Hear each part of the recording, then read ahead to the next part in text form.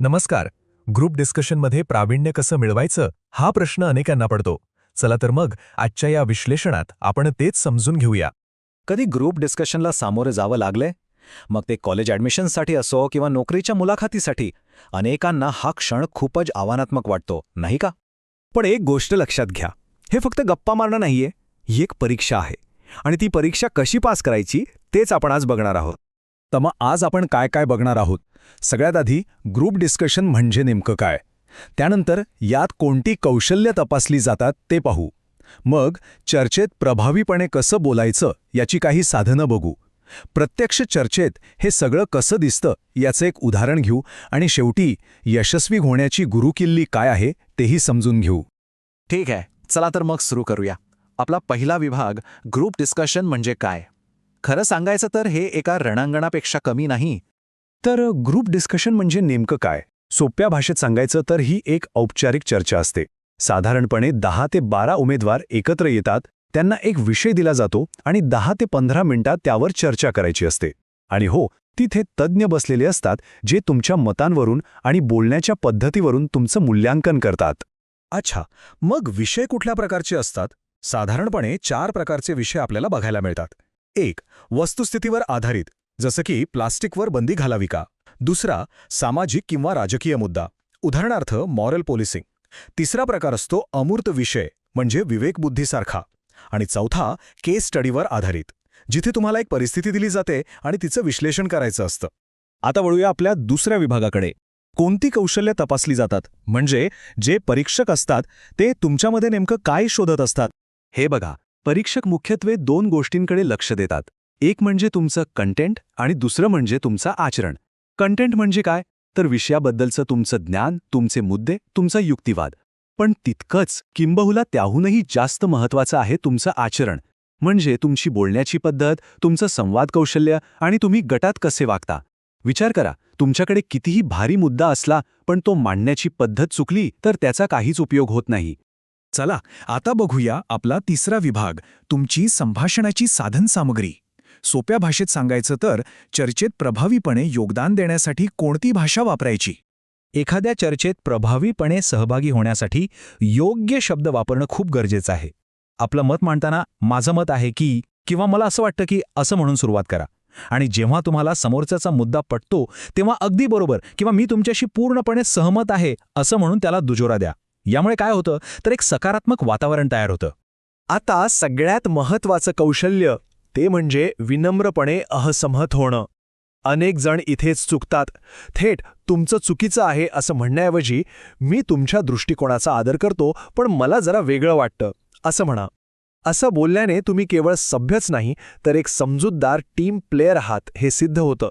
आणि विश्वास ठेवा, परीक्षक नेमकं हेच बघत असतात. तुम्ही फक्त सहभागीच नाही तर चर्चेला दिशाही देऊ शकता. एखादी सूचना देण्यासाठी मला वाटतं आपण या मुद्द्यावर बोलायला हवं असं म्हणू शकता. पण एक लीडर म्हणून इतरांनाही चर्चेत सामील करून घेणं महत्त्वाचं आहे. त्यासाठी याबद्दल तुम्हाला काय वाटतं असे प्रश्न विचारा. यामुळे तुम्ही एकटेच बोलत नाही तर सगळ्यांना सोबत घेऊन चालता हे दिसतं. कधीकधी चर्चेच्या ओघात आपलं मत मांडण्यासाठी समोरच्याला थांबवणं गरजेचं असतं, पण तेही एका पद्धतीनं. माफ करा पण मला एक गोष्ट सांगायची आहे यासारख्या वाक्यांनी सुरुवात करा. आणि जर तुम्हाला कोणी मध्येच थांबवत असेल तर चिडू नका. शांतपणे फक्त एक क्षण मी माझा मुद्दा पूर्ण करतो असं म्हणा. आत्मविश्वास आणि विनम्रता यांचा हाच तो समतोल आहे जो खूप महत्त्वाचा आहे. आणि सर्वात शेवटी येतं समारोप करणं.